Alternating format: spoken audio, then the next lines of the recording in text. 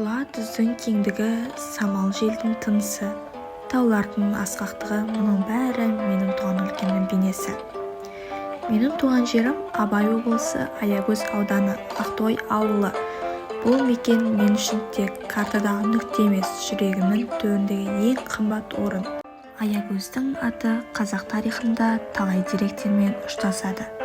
Сонау ғасырлардан бастап бұл дала батырлардың ізімен, елдің тағдырымен байланысты. Ақтоғай ауылы табиғаты тамаша, жері құнарлы, ауасы таза мекен. Қысы қыраулы, жазы жаймашуақ. Осы өлкеде өткен әрбір күн менің жүрегіме жазылған естелік. Менің туған ауылымның нағыз байлығы оның адамдары. Еңбекқор, қарапайым, ақжарқын халық осы өлкеге рух береді. Ауылдың әрбір үйінен қазақы дәстүрдің иісі аңқып тұрады. Ата-әжелердің өнегесі, үлкендердің батасы, ауыл балаларының қуанышты күлкісі. Мұның бәрі Ақтоғайдың өзіне тән сұлулығы. Қазақы қонақжайлық, бірлік пен татулық біздің ауылдың басты құндылықтары.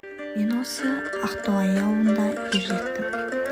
Осы жерде мен достар таптым, алғашқы армандарымды құрып, болашаққа жол салдым десем де болады. Ауылдың әрбір жолы, әрбір бұрылымы менің жүрегіме жаттанды.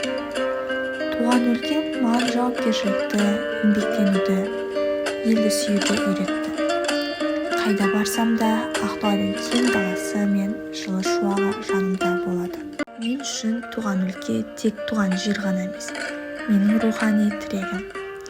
Абай облысы, Аягөз ауданы, Ақтоғай ауылы менің жүрегімнің бір бөлігі.